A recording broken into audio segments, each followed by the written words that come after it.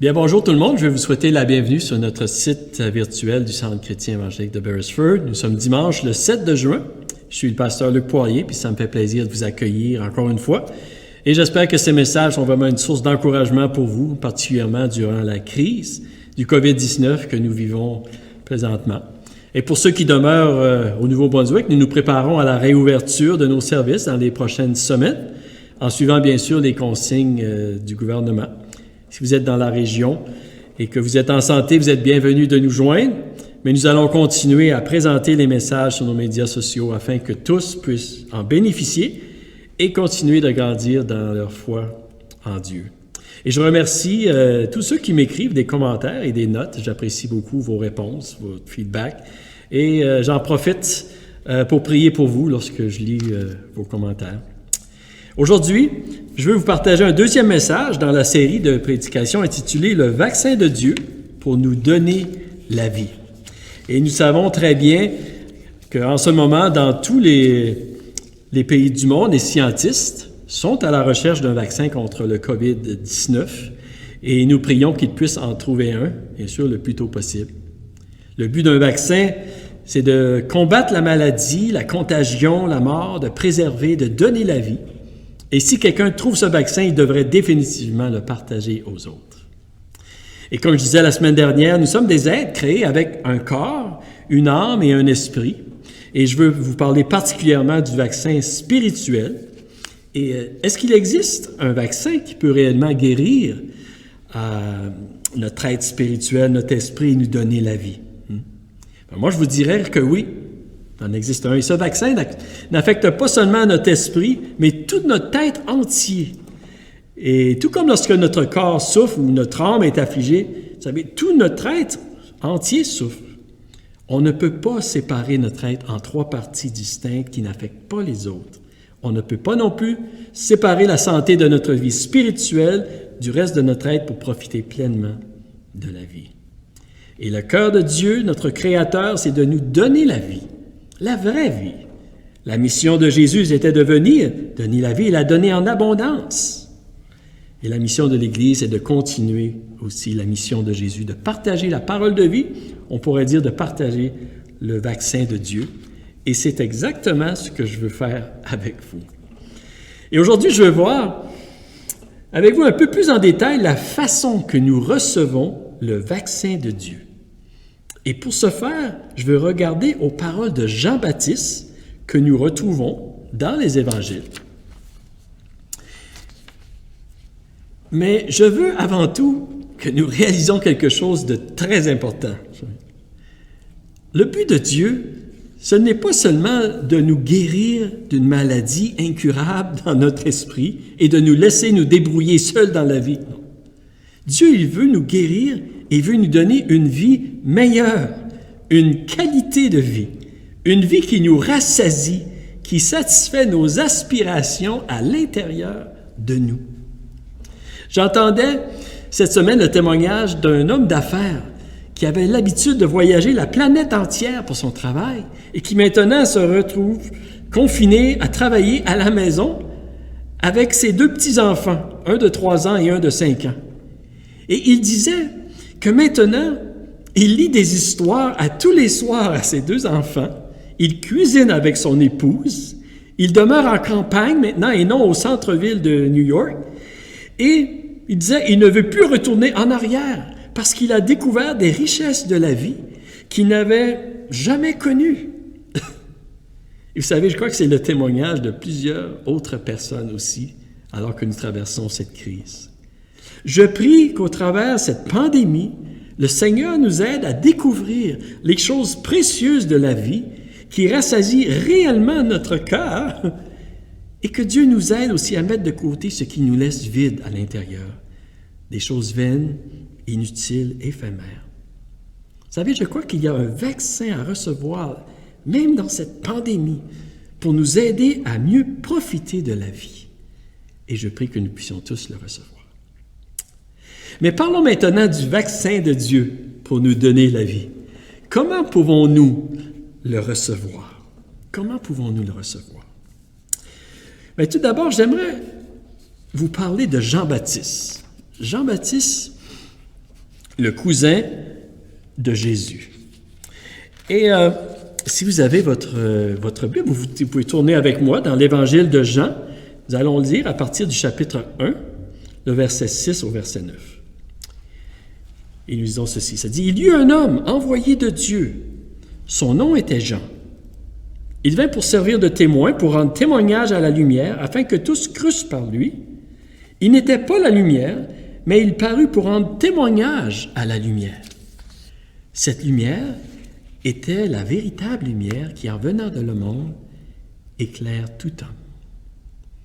Et Seigneur, je prie que par ton esprit aujourd'hui, Seigneur, tu puisses éclairer nos cœurs de ta lumière. Je prie que tu parles à travers de moi, Seigneur, et que nous puissions reconnaître la façon que tu veux nous donner la vie, que tu veux nous guérir, Seigneur, que tu veux nous donner le vaccin qui va transformer notre être entier et nous rassasier. Je prie que tu m'aides à partager ce message aussi pour ta gloire, Seigneur. Dans le nom de Jésus. Amen. Amen. Ce texte que nous venons de lire, ça nous dit qu'il y eut un homme envoyé par Dieu pour rendre témoignage à la lumière, afin que tous crussent par lui. Et cet homme, c'était Jean-Baptiste. Qui était ce Jean-Baptiste? Dans l'Évangile de Luc, Luc nous raconte la naissance de Jean-Baptiste. Il est le garçon de Zacharie et Élisabeth, des personnes qui aimaient beaucoup le Seigneur et qui recherchaient à vivre d'une manière juste, mais il n'avait pas d'enfant parce qu'Élisabeth était stérile. Vous savez, ce n'est pas parce que nous recherchons à faire la volonté de Dieu que nous n'avons jamais d'épreuves dans la vie. Mais Dieu entend toujours nos prières. Et un jour, Zacharie, alors qu'il servait le Seigneur, un ange lui est apparu et il lui a dit, nous lisons ceci dans Luc, le chapitre 1, le verset 13, verset 15, nous lisons, mais l'ange lui dit, « N'aie pas peur, Zacharie, car ta prière a été exaucée.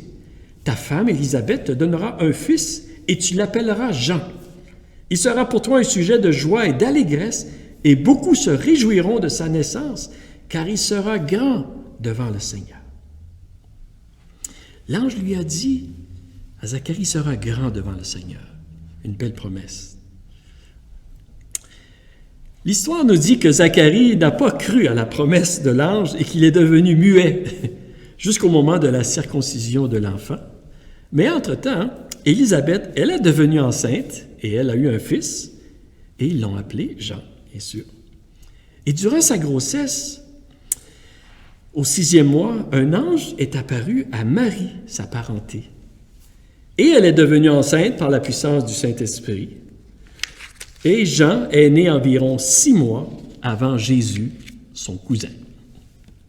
Et les deux cousins ont grandi et se sont probablement rencontrés au temple, ils ont probablement joué ensemble. Nous n'avons pas de détails de leur enfance, mais on peut présumer qu'ils ont fait ceci. Les évangiles nous décrivent Jean-Baptiste comme un personnage peu ordinaire, marginal, différent des autres. Il portait des vêtements un peu bizarres et mangeait de la nourriture différente. Il ne buvait pas de vin ou d'alcool. Et il vivait isolé dans le désert. Nous lisons ceci dans Matthieu, le chapitre 3 et le verset 4. Il nous dit, « Jean avait un vêtement de poil de chameau et une ceinture de cuir autour des reins. Il se nourrissait de sauterelles et de miel sauvage. » Jean-Baptiste, il ne recherchait pas à être différent simplement pour être différent des autres. Il savait qu'il avait reçu un don de Dieu, un appel de Dieu, et que le Saint-Esprit était sur lui, et il recherchait à être obéissant à Dieu. Il savait qu'il avait un rôle à jouer dans le plan de Dieu, et c'était d'annoncer et préparer la venue du Sauveur.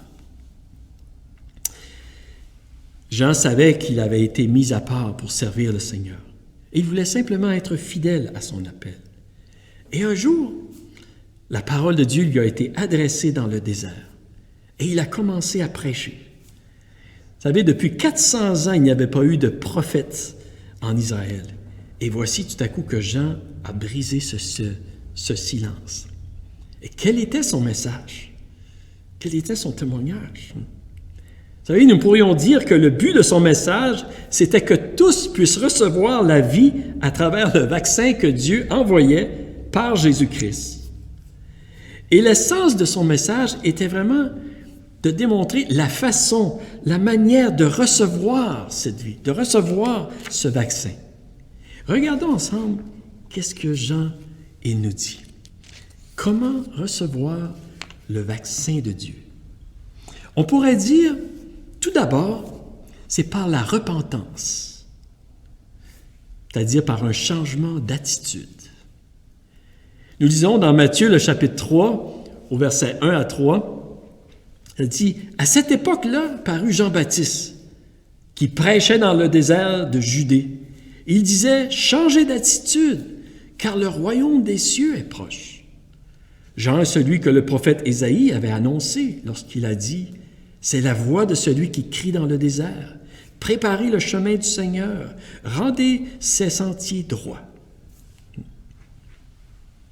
Voyez-vous, Jean, il prêchait un message de repentance pour le pardon des péchés, un changement d'attitude envers Dieu. Il disait de lui-même qu'il était l'accomplissement de la prophétie du prophète Ésaïe. Il disait, « Je ne suis pas le Christ, je ne suis pas le Sauveur, je suis seulement la voix de celui qui prépare la venue du Sauveur, qui prépare son chemin. » Voyez-vous, lorsqu'un roi venait visiter une ville ou une province, à cette époque, vous savez, on appelait des travailleurs pour préparer le chemin, pour nettoyer la route, arranger la route, remplir les trous. Et Jean était un peu comme ces travailleurs. Il était le précurseur de Jésus pour préparer les cœurs à recevoir celui que Dieu envoyait. Le message que Jean partageait avait pour but d'aider les gens à reconnaître les endroits dans leur vie où ils s'étaient éloignés de la volonté de Dieu. Un message pour les aider à voir leurs manquements, leurs péchés, afin de demander pardon à Dieu et de lui demander son aide pour se détourner de leurs mauvaises actions. Le but de son message n'était pas de condamner ou de juger, de perdre, de faire sentir mal, de faire sentir coupable, mais plutôt de croire que Dieu voulait les pardonner et de reconnaître en Jésus celui qui venait pour les sauver. Vous savez, lorsque la Bible nous parle de péché, ce n'est pas dans le but de nous condamner, mais plutôt de nous aider à nous détourner de ce qui est mal pour nous et de ce qui est mal pour tous ceux autour de nous. L'objectif, c'est de nous amener à la repentance, à un changement d'attitude, afin que nous reconnaissions nos erreurs et que l'on demande pardon à Dieu et que l'on reçoive le pardon et la vie aussi. Et nous appelons ceci, oui, la repentance, un changement d'attitude ou de direction dans notre vie. La repentance, c'est une étape très importante pour que nous recevions le vaccin de Dieu et que nous puissions avoir la vie. Jésus est venu pour nous donner la vie, mais pour la recevoir, la vie, il faut passer par la repentance. Il faut reconnaître que nous sommes pécheurs, que nous sommes coupables devant Dieu, que nous sommes malades et que nous avons besoin d'être guéris. Jésus a dit dans l'Évangile de Marc, au chapitre 2, au verset 17, nous lisons ceci, il a dit, « Ce ne sont pas les bien portants qui ont besoin de médecins, mais les malades. Je ne suis pas venu appeler des justes, mais des pécheurs à changer d'attitude. » Voyez-vous, c'est comme une graine de semence que nous plantons en terre. Une graine doit mourir pour vivre, n'est-ce pas? La repentance, c'est de reconnaître que je ne suis pas aussi bon que j'aimerais le croire, que je mérite d'être puni pour mes fautes. C'est d'admettre cette vérité humblement devant Dieu et devant les hommes aussi, et c'est de demander à Dieu de m'aider à me détourner de mes mauvais désirs. C'est accepter de mourir à ma propre volonté et laisser Dieu être le maître de ma vie. Et c'est seulement à ce moment-là que Dieu peut nous guérir. Et c'était le message de Jean-Baptiste à sa génération. Et plusieurs réalisaient leur besoin d'être pardonnés. Et plusieurs croyaient au message de Jean-Baptiste. Et comme signe extérieur, ils se faisaient baptiser dans l'eau. Nous lisons dans Matthieu, le chapitre 3, le versets 5 et 6, ça nous dit « Les habitants de Jérusalem, de toute la Judée et de toute la région du Jourdain se rendaient vers lui, reconnaissaient publiquement leurs péchés, ils se faisaient baptiser par lui dans les eaux du Jourdain. » Oui. Vous savez, certaines personnes qui venaient à Jean lui disaient « Nous sommes des voleurs, nous sommes des gens égoïstes, nous sommes des soldats qui ne respectent pas la justice. Que ferons-nous? Est-ce qu'il y a de l'espoir pour nous? » Et Jean leur disait « Partagez vos biens, arrêtez de voler et d'agir injustement. » Oui, il y a de l'espoir pour vous. Une vraie repentance, vous savez, un vrai changement d'attitude est toujours accompagné d'actions concrètes. Il y avait d'autres personnes qui disaient à Jean, « Nous n'avons pas besoin de repentance, nous sommes des enfants d'Abraham, des Juifs de naissance. » Il disait, « Les non-Juifs ont besoin de demander pardon, mais pas nous. » Certaines personnes cherchaient des excuses pour ne pas dire qu'ils étaient vraiment des pécheurs. D'autres personnes voulaient se débarrasser de Jean parce qu'il leur disait des choses qui ne leur plaisaient pas. Vous savez, c'est encore pareil aujourd'hui. Il y a des gens qui reconnaissent qu'ils ont péché devant Dieu, qui disent « Oui, je suis malade et j'ai besoin d'être guéri. » Il y a des gens qui cherchent des excuses aussi, qui ne veulent pas entendre des choses inconfortables. Vous savez. Mais la repentance, vous savez, c'est la première étape pour recevoir le vaccin de Dieu pour être guéri. Il faut passer par là. Et c'est ce que Jean nous dit dans ses paroles. Comment recevoir le vaccin de Dieu? Oui, par la repentance, un changement d'attitude envers Dieu. Et deuxièmement, en croyant que Jésus est l'agneau de Dieu. L'agneau de Dieu. Qu'est-ce que ça veut dire? J'aimerais que nous puissions lire dans l'Évangile de Jean maintenant, le chapitre 1, le verset 28 et 29. Il nous dit, « Ces choses se passèrent à Béthanie, au-delà du Jourdain où Jean baptisait. Le lendemain, il vit Jésus venant à lui et il dit, « Voici l'agneau de Dieu qui ôte le péché du monde. » Alors que Jean baptisait plusieurs personnes au-delà du Jourdain, qu'une foule le suivait, un jour, il a vu Jésus venir à lui. Et il a dit, « Voici l'agneau de Dieu qui ôte le péché du monde. » Vous savez, Jean disait clairement qu'il n'était pas le Christ, qu'il n'était pas la lumière. Peut-être qu'il y avait des gens qui voulaient mettre Jean-Baptiste sur un piédestal, vous savez, l'élever à un niveau élevé à cause de son appel. Mais pour Jean, il comprenait la grande différence entre lui et Jésus. Il disait même, je ne suis pas même digne de détacher la courroie de ses souliers. Vous savez, le vaccin de Dieu ne vient par aucune autre personne que par Jésus lui-même. Et Jean avait reçu la révélation que Jésus était l'agneau de Dieu. Dans l'Ancien Testament, pendant des siècles, Dieu avait ordonné à son peuple d'offrir des agneaux comme sacrifice pour le pardon des péchés. Mais le sang d'un agneau n'était pas suffisant pour payer le prix des transgressions commises par des êtres humains. Ces sacrifices étaient offerts pour préparer la venue du vrai sacrifice qui allait payer le prix pour les transgressions de tous les hommes. Et pour recevoir la vie en nous, le vaccin de Dieu qui nous donne la vie, nous devons reconnaître en Jésus le sacrifice qui a été offert pour payer la dette de nos fautes, de nos offenses, de nos erreurs, du mal que nous avons commis. Oui, sur la croix, la vie pure et sans tache de Jésus, un homme parfait, a été offert pour payer et couvrir toutes nos fautes. Et lorsque nous acceptons que Jésus est cet agneau de Dieu offert pour nos péchés, nous recevons le pardon total de toutes nos fautes. Est-ce que vous croyez que Jésus est l'agneau de Dieu qui a été offert pour vos péchés? Vous savez, il n'y a aucun autre nom, aucun autre sacrifice qui a été offert qui peut nous laver de toutes nos fautes. Et si vous le croyez, vous pouvez être assuré que Dieu vous a pardonné. Jésus a dit dans Jean, le chapitre 5 et le verset 24, il dit « En vérité, je vous le dis, Celui qui écoute ma parole et qui croit à celui qui m'a envoyé a la vie éternelle et ne vient point en jugement, mais il est passé de la mort à la vie. Et un peu plus loin, dans Jean 6, le versets 47 et 48, Jésus a dit, en vérité, je vous le dis, celui qui croit en moi a la vie éternelle. Je suis le pain de vie. Lorsque nous acceptons Jésus dans notre vie, nous recevons, vous savez, une nouvelle puissance aussi pour vivre une nouvelle vie. C'est comme un vaccin. Lorsqu'il est injecté en nous, vous savez, il doit y avoir un effet dans notre corps. Sinon, le vaccin est inutile. Sinon, c'est comme un placebo, un médicament fictif donné à titre expérimental afin de vérifier les effets psychologiques d'une médication.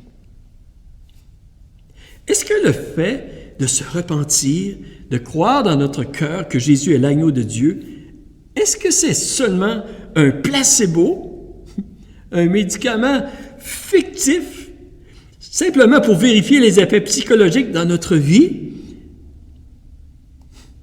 pour nous faire sentir mieux sans qu'il y ait réellement de puissance transformatrice? Nous avons besoin plus qu'un placebo. Je ne veux pas seulement un placebo. Et si ce serait juste un placebo, vous savez, de croire en Jésus, de se repentir, je ne crois pas que l'apôtre Jean et les disciples auraient connu la transformation qu'ils ont connue et qu'ils auraient donné leur vie pour partager ce vaccin. Non, le vaccin de Dieu, il est efficace et il est vrai. Jean-Baptiste a rendu ce témoignage. Nous lisons dans Jean 1, le verset 32 et 33, ça dit « Jean rendit ce témoignage. J'ai vu l'Esprit descendre du ciel comme une colombe et s'arrêter sur lui. Je ne le connaissais pas, mais celui qui m'a envoyé baptiser d'eau, celui-là m'a dit, celui sur qui tu verras l'Esprit descendre et s'arrêter, c'est celui qui baptise du Saint-Esprit. » Voyez-vous, alors que Jean s'apprêtait pour baptiser Jésus, Jean a vu l'Esprit descendre sur Jésus comme une colombe et demeurer sur lui. Et il a déclaré, « Moi, je vous baptise d'eau en vue de la repentance, mais Jésus, non seulement il peut vous pardonner de vos péchés, il peut aussi vous baptiser, vous immerger dans la présence du Saint-Esprit pour vous donner une vie totalement nouvelle. Il vous donnera la force de vivre d'une manière différente et agréable à Dieu.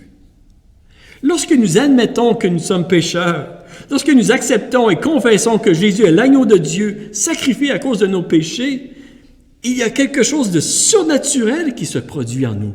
Il y a une injection qui se produit en nous et qui nous donne la vie. Notre esprit est rendu à la vie. La lumière s'allume. Le miracle de la vie se produit en nous. Un peu comme une plante, une graine qui meurt dans la terre et qui reprend la vie. Nous recevons, nous aussi, la vie. Et c'est le miracle de la nouvelle vie en Jésus-Christ.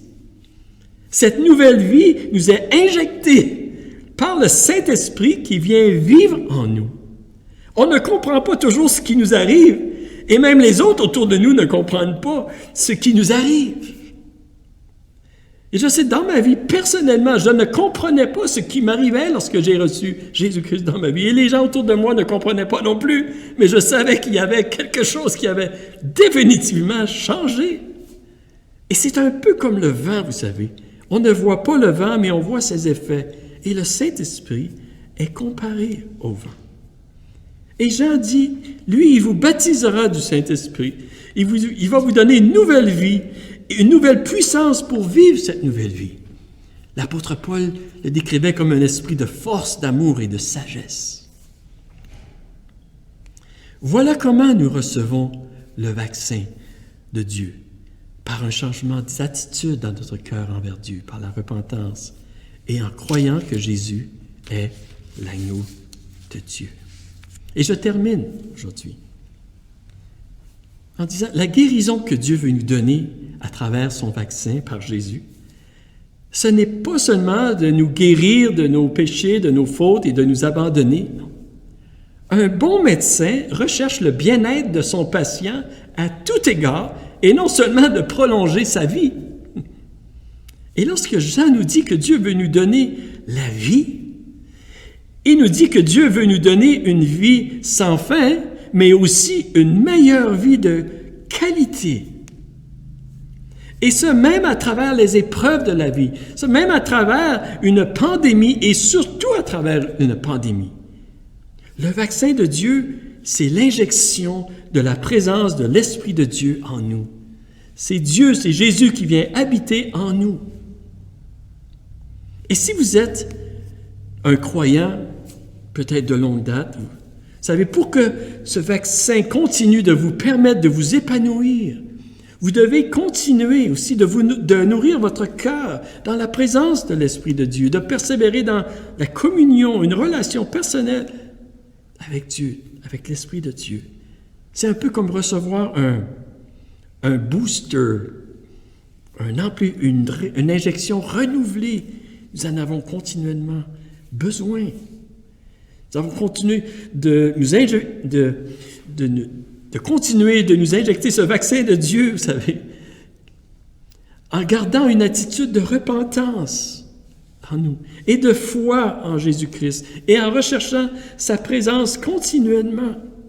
Et c'est de cette façon que le vaccin continuellement agit en nous et que notre vie continue d'être transformée, de porter des fruits à la gloire de Dieu. Et vous savez, tout comme Jean-Baptiste a été envoyé par Dieu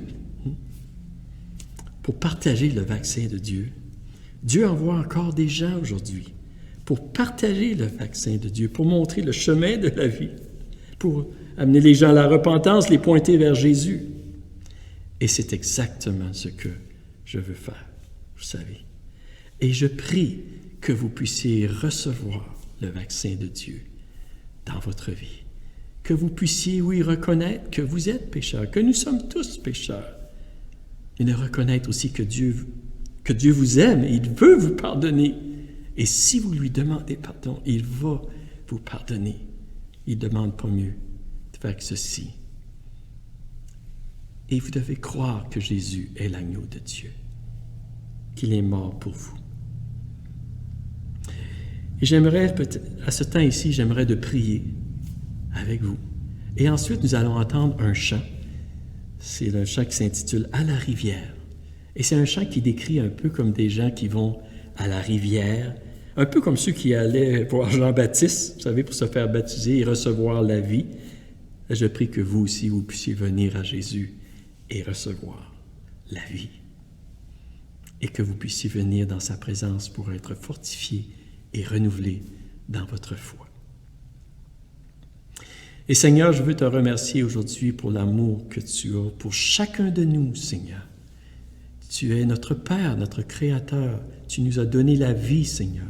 Et tu veux notre bien plus que n'importe qui d'autre, même plus que nous-mêmes.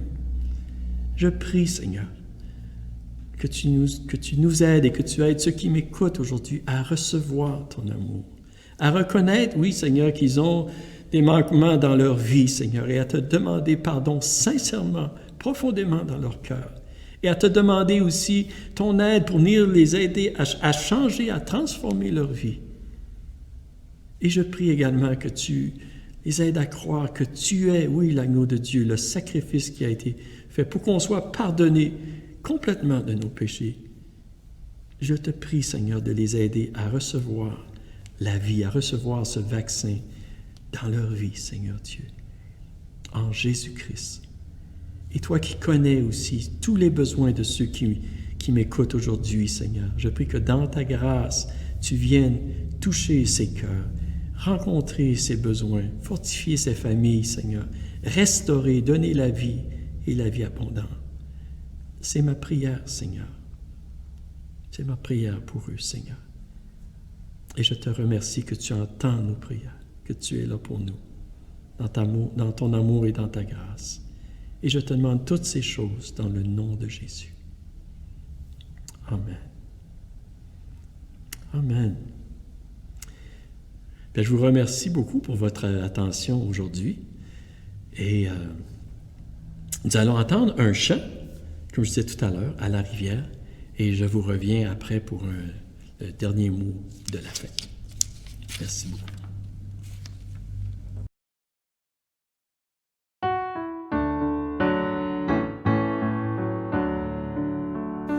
À la rivière, oh oui, je viens apporter tous mes péchés. Viens me laver, me pardonner. Dieu, je viens te rencontrer. Précieux Jésus, oui, je suis prêt, prêt à tout abandonner. Viens, prends ma main, prends-moi plus près, car je viens te rencontrer. Et de ces eaux de guérison coule en moi la liberté. Oh oui, je viens à cette rivière. Dieu, je viens te rencontrer. Précieux Jésus, oui, je suis prêt, prêt à tout abandonner. Viens, prends ma main, prends-moi plus près, car je viens te rencontrer. Viens avec nous dans la rivière, viens trouver la plus belle vie. Il t'appelle et il t'attend. Jésus veut te rencontrer. Précieux Jésus, oui, je suis prêt, prêt à tout abandonner. Viens, prends ma main, prends-moi plus près, car je viens te rencontrer. Précieux Jésus, oui, je suis prêt, prêt à tout abandonner. Viens, prends ma main, prends-moi plus près, car je viens te rencontrer. Car je viens te rencontrer. Car je viens te rencontrer.